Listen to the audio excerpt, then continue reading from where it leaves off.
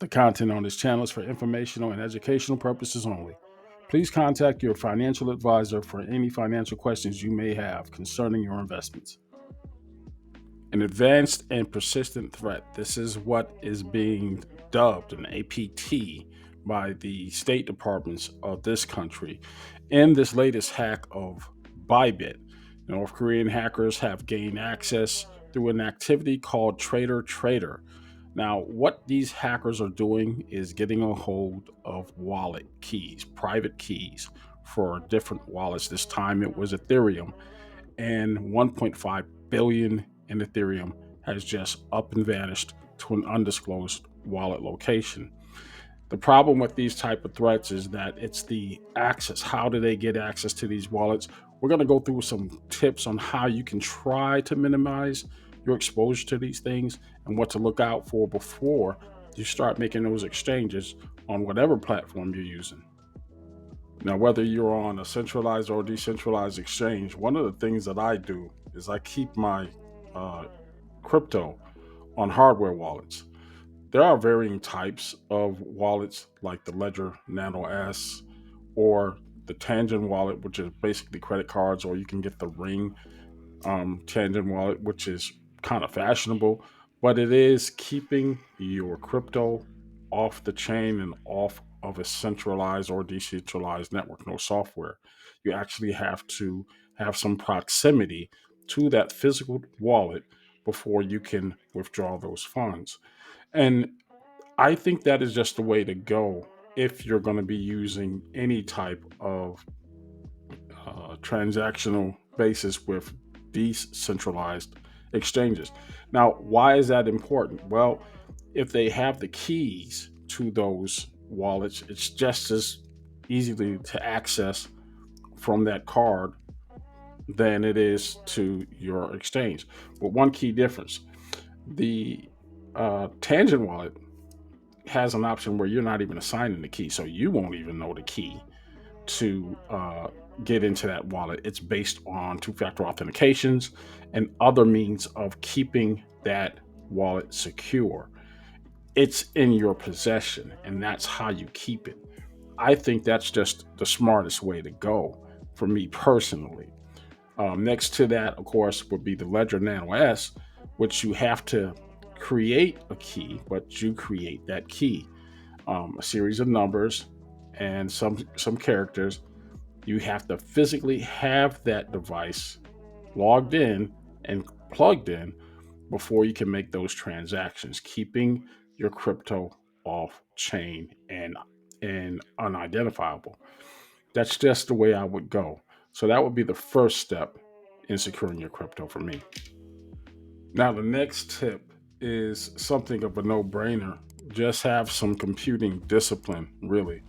Um, don't carry out gaming on the same PC you're carrying out your transactions from if you're using a PC. Same thing with your phones. If you're using primarily interfaces on your phone, all those little downloading apps, those little games, especially those play to earn crypto games, those are just open invitations to get those keys. You're downloading software from God knows where, from who knows what, and you don't know what those intentions are. You're being asked to allow these transactions. It's peer to peer software, usually embedded in the software, but you really don't know. But you go on with life. Once those two things meet up, access to your device and access to your wallet, because especially with those apps, it's inputting cryptocurrency supposedly into your wallet. If it can input it, it can definitely extract it and those keys. Definitely want to keep wary of that kind of thing. Me personally, don't do it. Use your PC. For me, it's always going to be a PC when I'm making transactions of any size or tape. Even with those apps like crypto.com, where you have to use a phone, um, the transactions are there to make an initial purchase. I'm not usually withdrawing my crypto. I don't share it out a lot. I mean, the whole purpose of me owning crypto is to let it grow in value. I'm not yet at the point where I'm trading or transacting my crypto with other individuals, which is the purpose of the many features of cryptocurrency is the faster transaction times.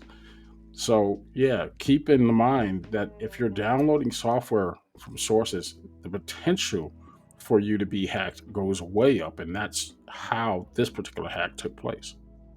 The thing that makes DeFi exchanges so attractive is its anonymity. Keeping your keys close to your vest is the only way you can access your funds. There is no KYC. You don't know your customer. The majors like Pancake Swap, you don't identify yourself by name and address.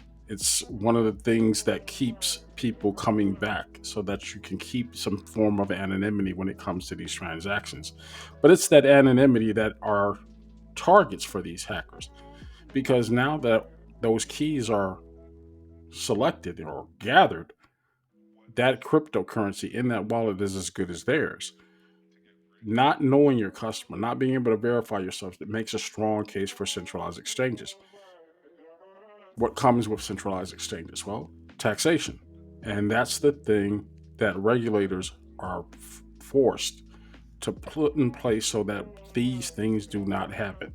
$1.5 billion is a lot of money for a fledgling country like North Korea to build on and expand upon their nuclear arsenal. And that was the fear that's being spread and propagated throughout the entire cryptocurrency experience.